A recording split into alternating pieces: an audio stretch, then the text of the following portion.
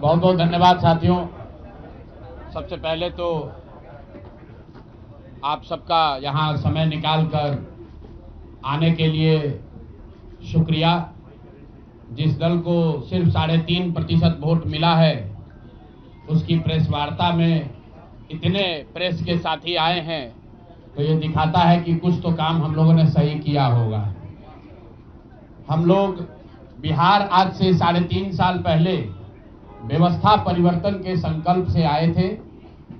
एक ईमानदार प्रयास किया है और उसमें बिल्कुल सफलता नहीं मिली, ये मानने में कोई गुरेज नहीं है। व्यवस्था परिवर्तन के जिस अभियान को लेकर चले थे, व्यवस्था परिवर्तन की बात तो छोड़िए, सत्ता परिवर्तन भी हम लोग नहीं करा सके, लेकिन बिहार की राजनीति को बदलने में जरूर थोड़ी बहुत भूमिका हम लोगों की बनी है। तो हम लोगों से जरूर कुछ गलती हुई होगी, हम लोग के प्रयास में, हम लोग के सोच में, हम लोग के बताने के तरीके में जरूर कुछ गलती रही होगी कि जनता ने हम लोग को नहीं चुना है, जनता ने हम लोग पर वो विश्वास नहीं दिखाया। तो उसकी जिम्मेवारी जो है वो पूर्णतः मेरी है, प्रशांत किशोर की है, और वो जिम्मेवारी मैं 100% अपने ऊपर लेता हूं कि मैं बिहार की जनता को, अपने साथियों को, इस व्यवस्था से जुड़े हुए लोगों को, जिस प्रयास से हम लोग जुड़े थे, जिस प्रयास को करना चाहते थे, उससे उनका विश्वास उस पर मैं नहीं जीत पाया। हम लोग सामूहिक तौर पर हारे हैं और आत्मचिंतन का समय है, हम लोग भी चिंतन करेंगे। जो लोग जीत कर आए हैं उनको खूब बधाई। जनता ने अपने लिए अपना रास्ता चुना है, अपने लिए सरकार चुन ली है। अब नीतीश जी और भाजपा के लोगों पर जिम्मेवारी है कि बिहार में जिन बातों को लेकर वो सत्ता में आए हैं, बिहार में तरक्की हो, बिहार में भ्रष्टाचार से जो जनता जूझ रही है, भ्रष्टाचार खत्म हो, यहाँ पर लोगों के लिए रोजी रोजगार हो, और सबसे बढ़ के जो मुद्दा है पलायन का, बिहार से पलायन बंद हो। हम लोगों से जो गलती हुई है, जिन लोगों ने जन स्वराज के विचार पर इस सोच से इस प्रयास से जुड़कर एक सपना देखा था, एक उनकी सोच बनी थी, उनकी आशा की किरण जगी थी कि बिहार में एक नई व्यवस्था बनाई जा सकती है, उन सब के आशाओं पर, अपेक्षाओं पर, उनके सपनों पर खरा नहीं उतरने के लिए जो दोष है वो मेरा है। इसलिए मैं आपसे विनम्रता से आपसे माफी मांगता हूं कि मैं आपके सपनों के आधार के अनुसार, आपके सोच के अनुसार वो व्यवस्था बनाने में नाकामयाब रहा हूं।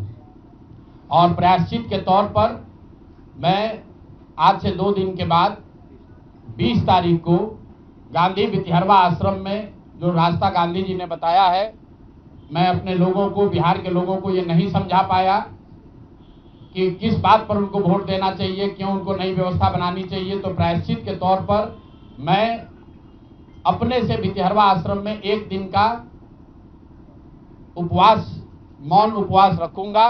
जो भी जन स्वराज के साथी हैं वो जहां पर हैं वहां, अगर वो समझते हैं कि हम लोग के प्रयास में, सोच में जो कमी रह गई, उसको सुधार के लिए प्रायश्चित के तौर पर हम लोग 1 दिन का सामूहिक उपवास रखेंगे। मैं खुद वितिहरवा, गांधी आश्रम वितिहरवा में रहूंगा, 24 घंटे का एक उपवास रखेंगे। गलती हम लोगों से हुई होगी, कमी रही होगी, लेकिन हम लोगों ने कोई गुनाह नहीं किया। गलती हो सकती है, गुनाह नहीं है। वोट नहीं मिलना गुनाह नहीं है। मैं बिहार की जनता के सामने अपने साथियों के साथ बिल्कुल सर उठा के ये कह सकता हूं कि हम लोगों ने गुनाह नहीं किया है।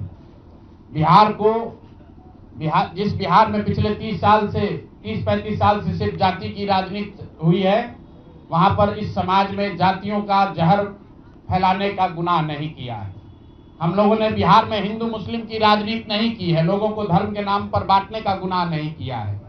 हम लोगों ने बिहार की गरीब जनता को, भोले भाले लोगों को पैसा देकर उनका वोट खरीदने का गुनाह नहीं किया है। जिन लोगों ने ये गुनाह किया होगा, अगर वो आज जीत भी गए हैं तो उनको उसका हिसाब देना ही पड़ेगा। वो आज दे या कल दे, वो होगा ही होगा। मैं पिछले 2.5-3 सालों में अपने वक्तव्यों में अक्सर महाभारत के चक्रव्यूह की, अभिमन्यु के वध की कहानी सुनाता रहा हूं। जिस धर्म युद्ध की बात हम लोग करते हैं, पांडवों के साथ स्वयं भगवान थे, स्वयं भगवान कृष्ण थे, फिर भी अभिमन्यु को घेर कर छल से मार दिया गया। लेकिन उसके आगे की भी एक कथा भी है कि अभिमन्यु को मार दिया गया, लेकिन उससे महाभारत नहीं जीता गया। महाभारत जीता तो अंत में वही जो सही रास्ते पर था, जो धर्म के साथ था। तो आप निश्चित जानिए कि जीत तो जंग स्वराज की ही होगी। आज जरूर धक्का लगा है और उसके लिए जो कुछ भी कमी है उसको सुधारा जाएगा और उतनी ही ताकत से फिर खड़े होंगे। अगर आप ये कुछ लोग ये सोच रहे हैं कि मैं बिहार छोड़ दूंगा, तो आपका ये भ्रम है। अंग्रेजी में एक फ्रेज है, you are not defeated till you quit. जब तक आप छोड़ेंगे नहीं तब तक आप हार नहीं सकते हैं। तो प्रशांत किशोर की और जन स्वराज में मेरे साथ जुड़े हुए साथियों की बिहार सुधारने की जो जिद है, उस जिद के सामने दूसरा कुछ भी इस जीवन में नहीं है। उस जिद से पीछे हटने वाले नहीं हैं। पूरी ताकत से, पूरी ईमानदारी से लोग कह रहे हैं कि मैंने 3-3.5 साल में बहुत मेहनत किया है। तो जितनी मेहनत करते हुए आपने मुझे 3 साल में देखा है, उससे दुगनी मेहनत करेंगे और पूरी ताकत से लगेंगे। पीछे हटने का सवाल नहीं है। जब तक बिहार को सुधारने के अपने संकल्प को पूरा न कर लें, तब तक पीछे हटने का कोई सवाल ही नहीं है। अब चुनाव के परिणामों को लेकर जो बात है, उस पर बहुत विवेचना हो रही है। आपने भी कहा, बड़े बड़े विशेषज्ञ आकलन कर रहे हैं। कोई बता रहा है कि पैसे से जीत लिया गया, कोई बता रहा है कि लालू जी के डर से ध्रुवीकरण हुआ इसलिए जीता गया। कुछ लोग बता रहे हैं कि जातियों की बात अभी पूरी तरह खत्म नहीं हुई। मैं यहाँ चुनाव के विश्लेषण के लिए नहीं बैठा, लेकिन एक बात तो बिल्कुल स्पष्ट है कि पहली बार स्वतंत्र भारत के इतिहास में और खासकर बिहार में पहली बार ऐसा हुआ है कि कोई चुनाव जिसमें सरकार ने करीब करीब 40,000 करोड़ रुपया जनता के पैसे को खर्च करने का वादा किया है। और मुझे लगता है कि वही एक कारण है जिसकी वजह से एनडीए को इतना बड़ा बहुमत मिला है। मैं सिर्फ आपके ध्यान में लाना चाहता हूं कि 10,000 रुपए की बड़ी चर्चा हो रही है। लोग बता रहे हैं कि 10,000 पर लोगों ने वोट बेच दिया। बिल्कुल नहीं है, ये बात सही नहीं है। मेरा आज भी ये यकीन है कि 10,000 रुपए के लिए बिहार के लोग अपना वोट, अपना बच्चों का भविष्य नहीं बेचेंगे। अगर 10,000 रुपए को आप जोड़िएगा तो प्रतिदिन 5.5 रुपया हुआ। 5.5 रुपए में कौन अपना वोट बेचेगा? लोगों ने 10,000 रुपए के लिए सिर्फ वोट नहीं बेचा है। आपको देखने, जानने, समझने की जरूरत है। और इस पर यह बहस भी हो रहा है। सत्ता में जो लोग आए हैं वो कह रहे हैं भैया हम तो सरकारी योजना चला रहे थे। जो विपक्ष में है वो कह रहा है हम योजना नहीं चला रहे थे, आप पैसा देके वोट खरीद रहे थे। इसका कोई अंत नहीं है, इस बहस का कोई अंत नहीं है। चुनाव आयोग पर लोग टीका टिप्पणी कर रहे हैं, वो चुनाव आयोग का विषय है। बिहार के बेटा होने के नाते, बिहार के नागरिक होने के नाते मेरा बस एक ही प्रश्न है। हर विधानसभा क्षेत्र में 60 से 62,000 लोगों को कम से कम 10,000 रुपया सीधे तौर पर सरकार ने दिया है। सिर्फ 10,000 रुपया नहीं दिया, ये कहा कि आपको स्वरोजगार के लिए 2 लाख रुपया दिया जाएगा और उसकी पहली किस्त के तौर पर, बयाना के तौर पर 10,000 रुपया उसको दिया गया।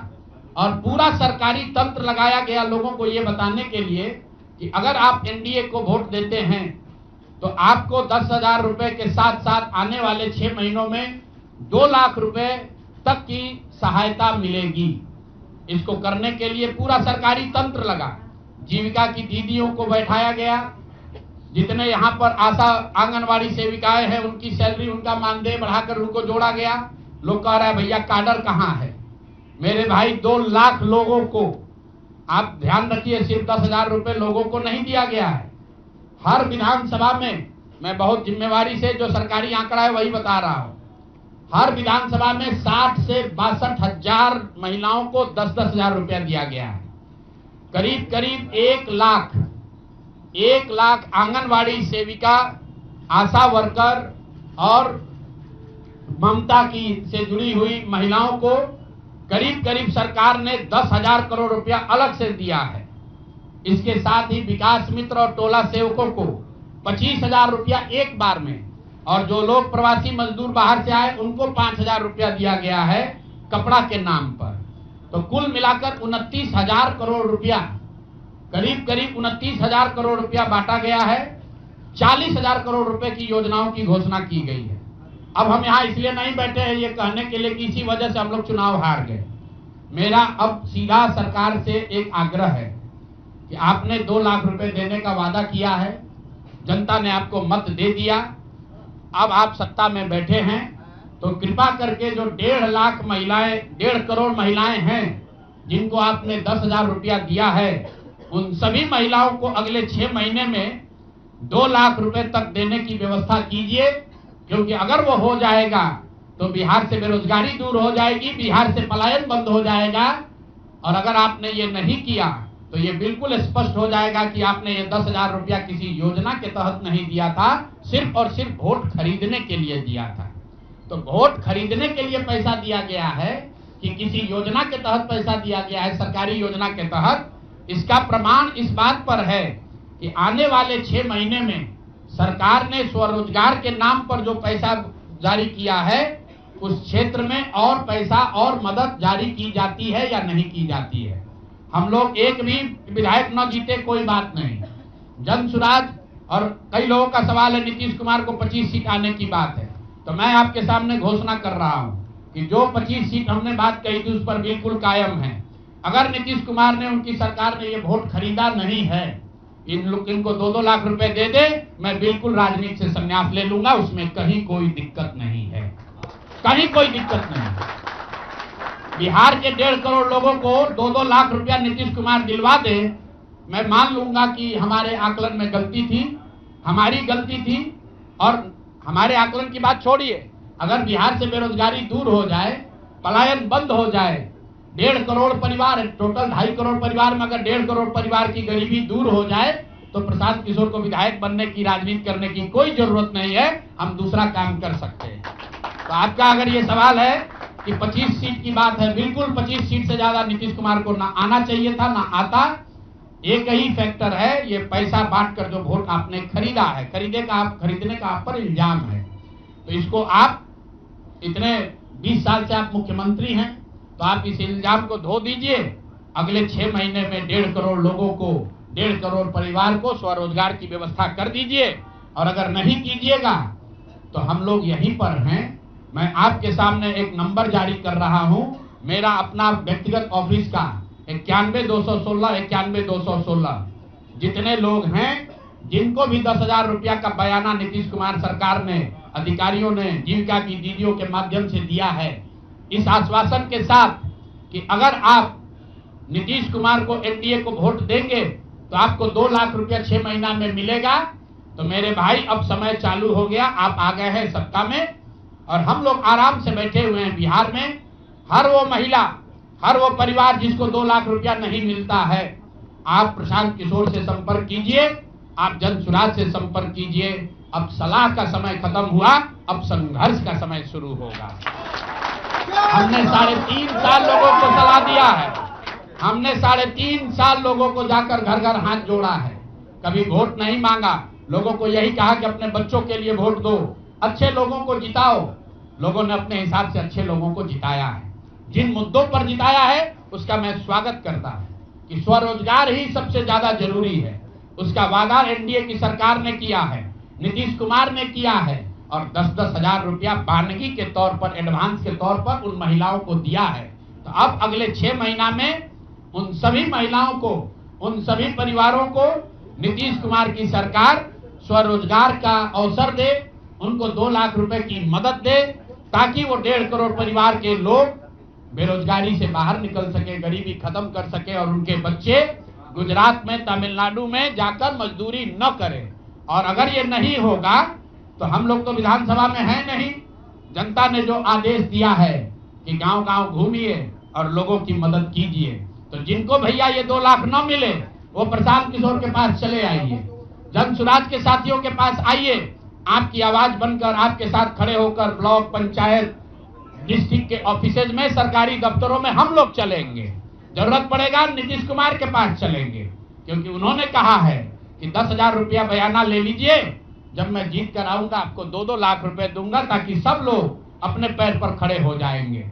तो जन सुराज के लोग अब ब्लॉक में, और जिन लोगों ने, आपने सुना होगा सहारा में लोगों को कहा गया पैसा डबल हो जाएगा, सहारा के जिन लोगों ने एजेंट बनकर, समाज के कई लोगों ने सहारा में पैसा जमा कराया, सहारा वाले भाग गए तो लोग एजेंट को खोज रहे हैं। तो जो सरकारी अफसर नेतागिरी कर जिन लोगों ने किया है, सरकार की ओर से आश्वासन दिया है कि हम लोग आपको रोजगार देंगे, 2 लाख रुपया देंगे, जिन जीविका की दीदियों ने एक एक महिला को जाकर समझाया है, बूथ पर बैठकर वोट दिलवाया है, सिंबल सिखाया है, क्रमांक संख्या बताया है, वो जीविका की दीदियों की जिम्मेवारी है कि जिनको आपने ये काम कराया है, जिनके बच्चों का भविष्य आपने 10,000 रुपया में आपने सौदा कराया है, उनको पैसा मिले। और अगर वो 2 लाख रुपया नहीं मिलेगा तो 6 महीने का समय है, 6 महीने के बाद हर वो व्यक्ति जिसको पैसा नहीं मिले उसके लिए जन सुराज का, प्रशांत किशोर का दरवाजा खुला हुआ है। आप आइए, हम लोग आपकी आवाज बनेंगे, आपके साथ खड़े होंगे। हम लोग विधायक सांसद नहीं है, लेकिन समाज में हमारी ताकत जो आवाज है, आपके आशीर्वाद से वो आवाज आपके साथ जोड़ेंगे और हर हालत में आपको ये 2 लाख रुपया मिले, इसकी लड़ाई को जारी रखेंगे। दूसरी बात जो कह के मैं खत्म करूंगा, चुनाव से पहले सरकार के भ्रष्टाचार को लेकर, भ्रष्टाचारी मंत्रियों को लेकर इसी जगह पर हम लोगों ने कई प्रेस कॉन्फ्रेंस किए हैं। नीतीश कुमार को कभी व्यक्तिगत तौर पर बेईमान नहीं बताया गया है, भ्रष्ट नहीं बताया गया है, लेकिन हम लोगों का ये मानना था कि नीतीश जी का स्वास्थ्य अच्छा नहीं है, अगल बगल के लोग लूट रहे हैं, चला रहे हैं। अभी परिणाम आए हैं, नीतीश जी को देखकर लग रहा है कि नीतीश जी बिल्कुल स्वस्थ दिख रहे हैं। तो अब मेरी उनसे अपेक्षा है कि 2 दिन के बाद अभी मंत्रिमंडल बनने वाला है। कल प्रधानमंत्री जी ने भी कहा है कि बहुत बड़ी जिम्मेवारी है, हम लोग इलेक्शन मोड में नहीं, इमोशनल मोड में हैं। तो उसी इमोशनल मोड में मेरी आपसे अपेक्षा है कि भारतीय जनता पार्टी की लीडरशिप और नीतीश कुमार एक ऐसा स्वच्छ मंत्रिमंडल बनाएं जिसमें कोई दागी मंत्री न हो, कोई भ्रष्टाचारी न हो। जनता ने आपको सरकार बनाने का मैंडेट दिया है, भ्रष्टाचार करने का, भ्रष्टाचारियों को सरकार में शामिल करने का मैंडेट नहीं दिया है, भ्रष्टाचार करने का मैंडेट नहीं दिया है, लूटने का मैंडेट नहीं दिया है। तो मैंडेट, बिल्कुल मैंडेट का सम्मान है। जनता लोकतंत्र है, जनता मालिक है, जनता ने जिनको सत्ता में बैठाया है वो सत्ता में बैठे, लेकिन सत्ता में बैठकर लूटने का मैंडेट जनता ने नहीं दिया है। तो मेरी अपेक्षा है कि नीतीश जी, माननीय प्रधानमंत्री मोदी जी, अमित शाह जी, जिन्होंने बिहार की जनता को ये बताया है कि हम आपका विकास करेंगे, आपके बच्चे अब गुजरात नहीं जाएंगे मजदूरी करने, तो भाई अब आपकी जिम्मेवारी है ऐसा मंत्रिमंडल बनाइए ताकि बिहार के लोगों का पलायन बंद हो, यहाँ से बेरोजगारी खत्म हो, और जो पिछले 5 साल से लोग भ्रष्टाचार से जूझ रहे हैं वो आगे भ्रष्टाचार न हो। मेरी बात यहाँ खत्म हुई।